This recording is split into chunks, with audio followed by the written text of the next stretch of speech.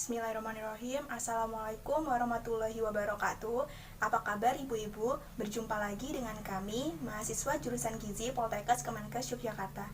Di sini kami akan menjelaskan tentang PMT berbasis bahan pangan lokal untuk balita dan juga cara pembuatannya.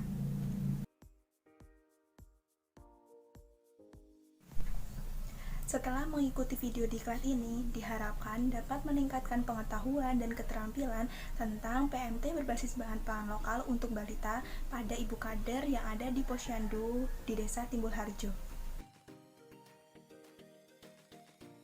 Baiklah, untuk PMT sendiri adalah pemberian makanan bergizi sebagai tambahan selain makanan utama bagi kelompok sasaran guna memenuhi kebutuhan gizinya. Setelah bayi berusia lebih dari 6 bulan, kebutuhan gizinya akan semakin meningkat. Konsumsi ASI saja tidak akan cukup untuk menunjang pertumbuhan bayi, karena semakin lama produksi ASI pada ibu bayi akan semakin sedikit, sedangkan kebutuhan bayi itu akan justru semakin meningkat. Lepas dari periode ASI eksklusif, maka sebaiknya anak mulai diperkenalkan dengan makanan tambahan. Sedangkan untuk pangan lokal itu sendiri adalah pangan tradisional yang dihasilkan dari suatu daerah di Indonesia yang terdiri dari berbagai macam makanan olahan, baik makanan pokok maupun makanan tambahan. Pangan lokal dapat dijadikan sebagai suatu ciri khas dari suatu daerah. Saat ini di Indonesia mulai banyak makanan yang berasal dari luar negeri, sehingga menggeser pola konsumsi masyarakat terhadap pangan lokal. Oleh karena itu diperlukan adanya pengembangan terhadap pangan lokal untuk meningkatkan kualitas gizi sehingga mampu bersaing dengan pangan modern yang saat ini sudah banyak dijumpai di kalangan masyarakat. Secara umum, PMT itu bertujuan untuk memperbaiki keadaan gizi pada anak golongan rawan gizi yang menderita kurang gizi dan diberikan kepada anak dengan kriteria 3 kali berturut-turut tidak naik timbangannya, serta yang berat badannya pada KFS terletak di bawah garis merah. Lalu tujuan dari PMT juga untuk menambahkan energi dan gizi esensial pada balita.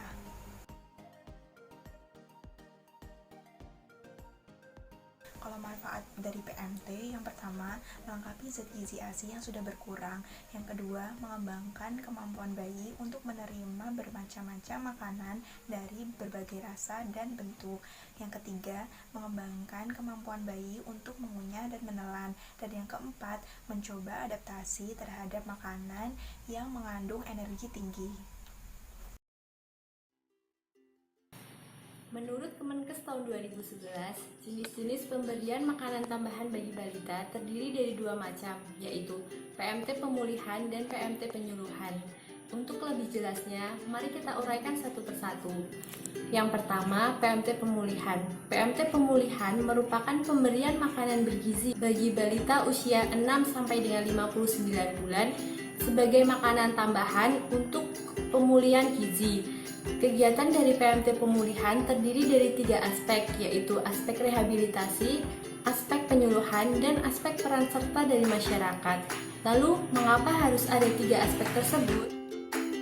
Pertama, aspek rehabilitasi, karena dengan adanya pemberian makanan tambahan bagi balita ini diharapkan mampu memperbaiki status gizi balita sasaran.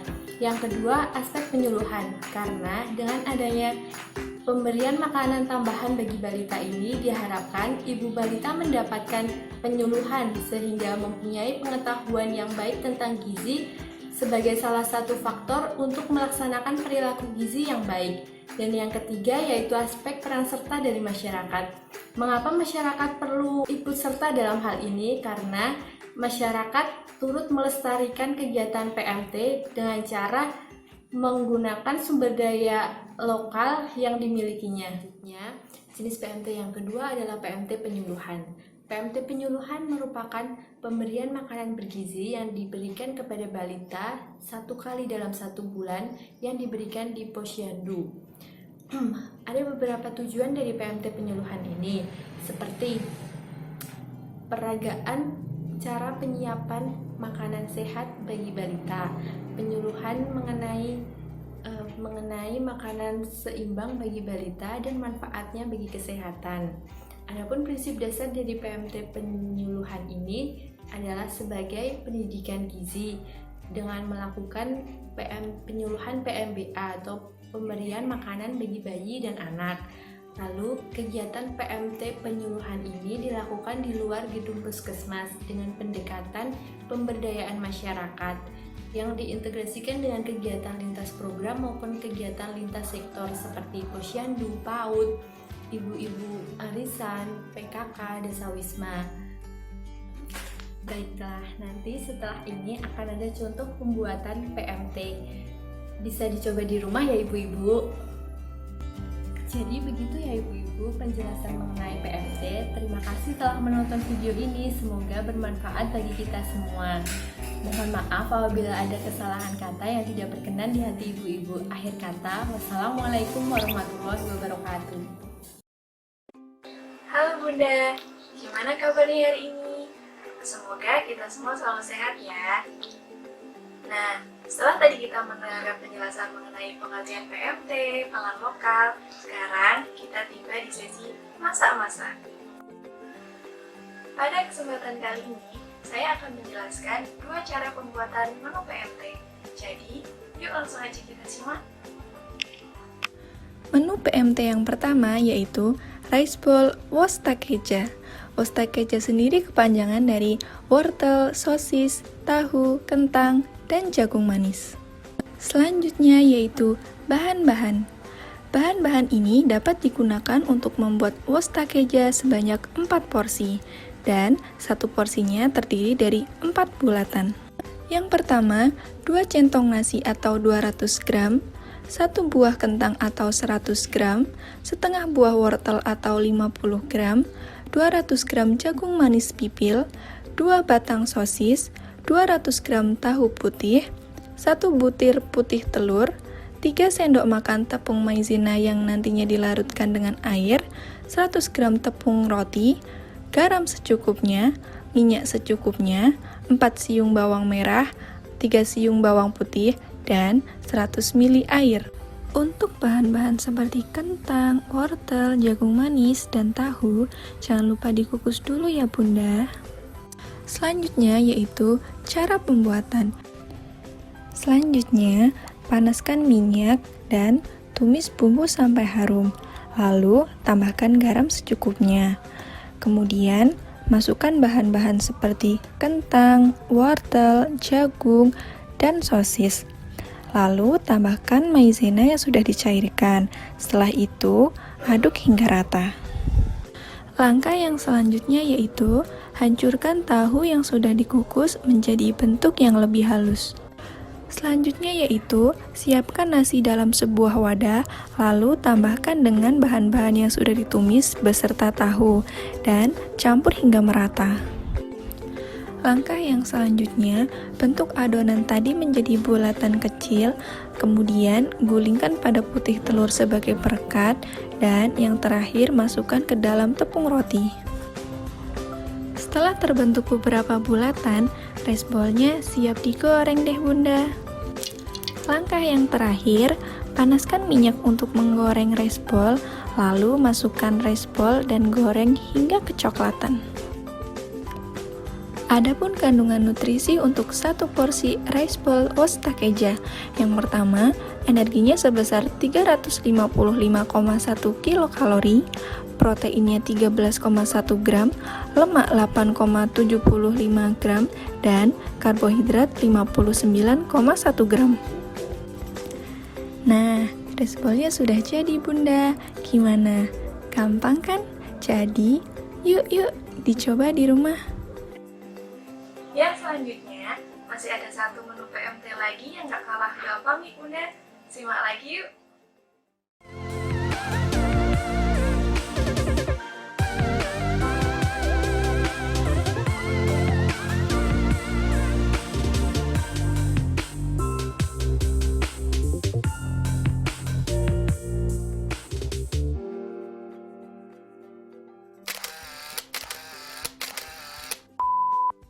Bahan-bahan yang dibutuhkan yaitu 50 gram daging ayam yang telah dipotong dan direbus, 1 buah wortel kecil yang telah dicincang, 1 buah jagung manis yang telah dipipil, 1 buah tahu putih yang telah dipotong dadu, 1 batang seledri yang telah dipotong-potong, 1 sendok makan tepung terigu, 1 siung bawang putih yang telah dicincang, setengah sendok makan tepung maizena yang telah dilarutkan air, 1 sendok teh gula pasir, 1 sendok teh garam dan merica bubuk secukupnya, kaldu ayam dan air secukupnya kurang lebih 300 ml. Cara pembuatannya yaitu tumis bawang putih yang telah dicincang dengan sedikit minyak. Tunggu sampai baunya harum. Lalu masukkan daging ayam yang telah direbus tadi.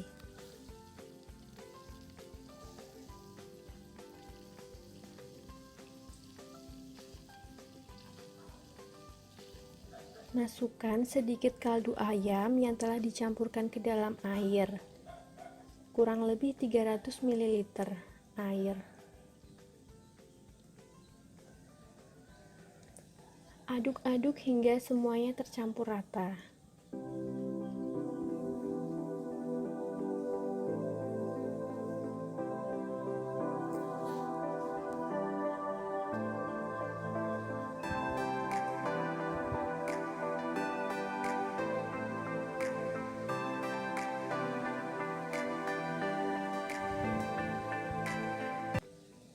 Masukkan jagung manis yang telah dipipil.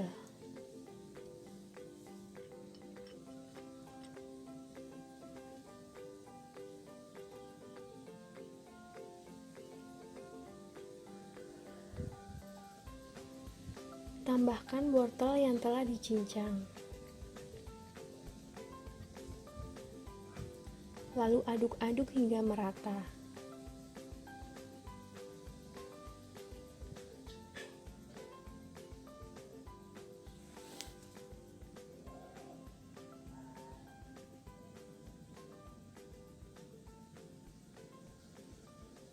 Masukkan tahu yang telah dipotong-potong. Aduk lagi hingga semua bahan tercampur merata.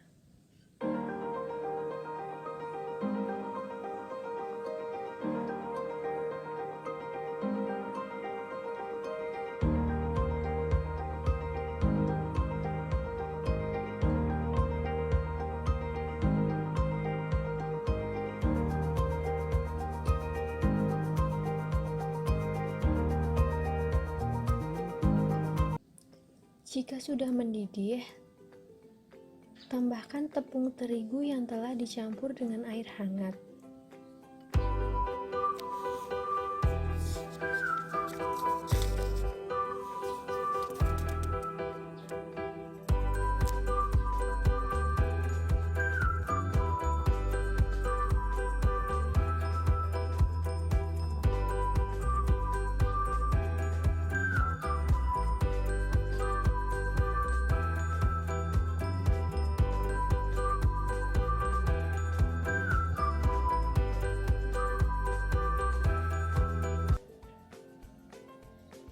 Tambahkan bumbu seperti gula, garam, dan merica bubuk.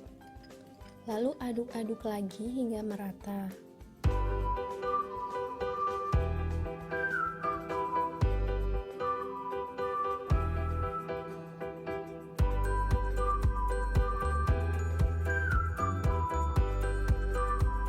Tambahkan seledri yang telah dipotong-potong.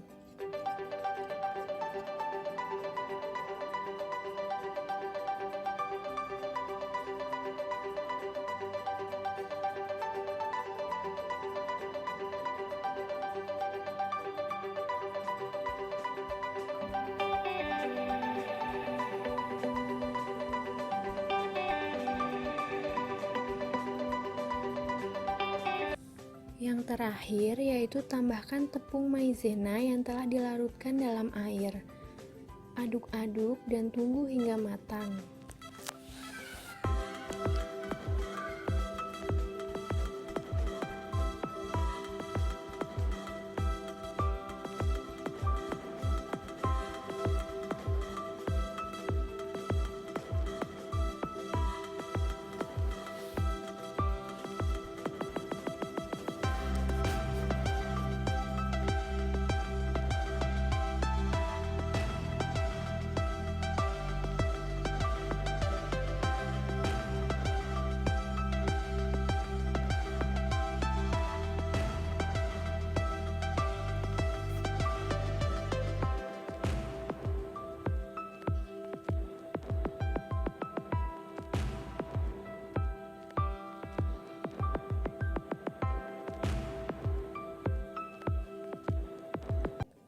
Setelah matang, sup jagung dapat disajikan ke dalam mangkuk sesuai dengan selera.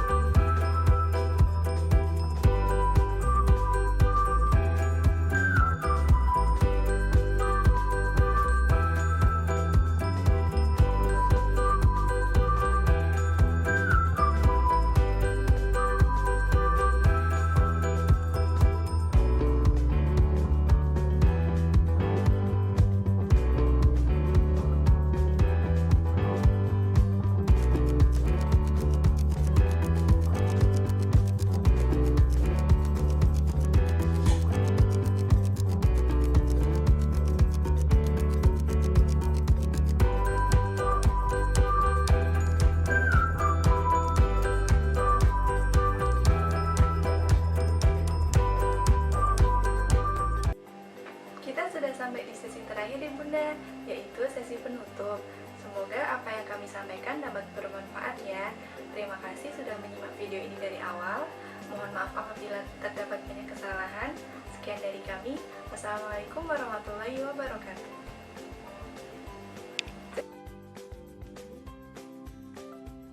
Yoi mantap. Yoi mantap.